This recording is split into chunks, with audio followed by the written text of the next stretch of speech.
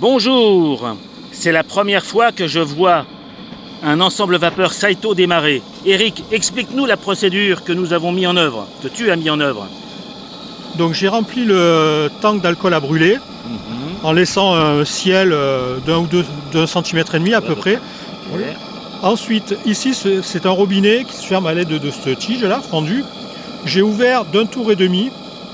Et ensuite, dans le petit gobelet en métal qui est ici, je mets de l'alcool à brûler. Donc on allume l'alcool à brûler qui se trouve dans ce petit récipient. Ça met en température la buse qui est ici. Par conductivité, ça met le tank en pression. Et en fait, au bout d'un moment, on entend le brûleur se mettre en route. On entend le bruit du brûleur. C'est-à-dire que là, l'alcool commence à se vaporiser, passe à l'intérieur ici, et par un petit gicleur, vient... Voilà, sachant qu'en plus, il y a une sorte de mèche qui fait la... Et en fait, et à l'intérieur du tank, là, il y a une mèche qui part du fond, là, et qui vient à peu près jusqu'ici. D'accord. Voilà. Donc il y a un système de capillarité et ensuite de gicleur par la pression. Par pression. D'accord. Donc ensuite, alors, autre originalité sur cette chaudière, pas de niveau. Le niveau max, en fait... C'est le petit bouchon qui est ici. C'est le bouchon qui est ici. Alors, je vois que tu avais dans la main un outil spécial. Ça, en fait, c'est le réglage de la puissance du brûleur pour régler. Voilà, est-ce que tu peux nous faire une petite démonstration du bruit que ça va donner? C'est pas comme un brûleur à gaz, hein, c'est moins fin, quoi. Ça joue pas spécialement, je trouve. D'accord. Mais bon, c'est les premiers essais, donc à confirmer. Ok. Donc, est-ce que tu sais combien cette chaudière, parce que ça doit être une 80-200 à peu près? À peu près, je pense. Oui. Elle contient combien à ton avis? Je sais pas. D'accord. Et là, on va se faire mouiller. Et là, on va se faire mouiller. Bah oui, ça c'est le problème. On a voulu tester à tout prix et il pleut, mais c'est pas grave. J'ai vu que tu avais monté un petit mano. Tu vas pouvoir monter à quoi? 1 bar et demi? On va démarrer. Ouais, ça monte à peu près à 1 bar et demi. D'accord. Donc en fait, sur cette chaudière là, il y a ce petit robinet là qui est radiocommandé. En fait, il a 3 positions, donc fermé.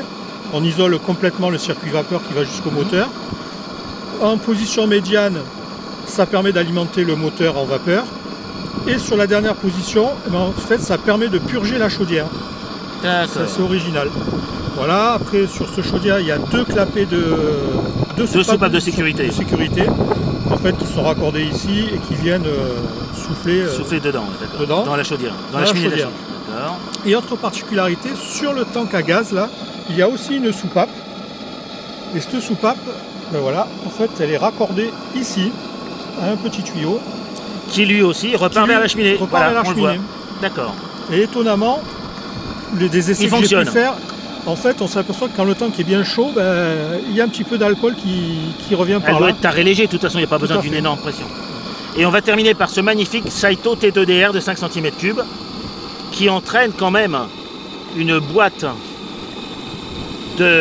d'engrenage parce que ce remorqueur que je vous montrerai tout à l'heure tire 2 hélices. Donc c'est des petites hélices comme vous le voyez ici, 2 petites quadripales avec 2 magnifiques gouvernails de type Becker. C'est ça, un Becker on dit. Hein. Ouais. Et ce sont des gouvernails comme vous le voyez qui sont en 2 parties et super efficaces.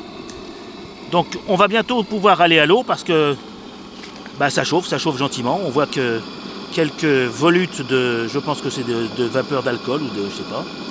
Mais en tout cas, regarde, ça fume. Hein. Tu me diras, c'est peut-être aussi la pluie qui tombe sur la machine. Ouais, c'est la pluie qui tombe sur la machine.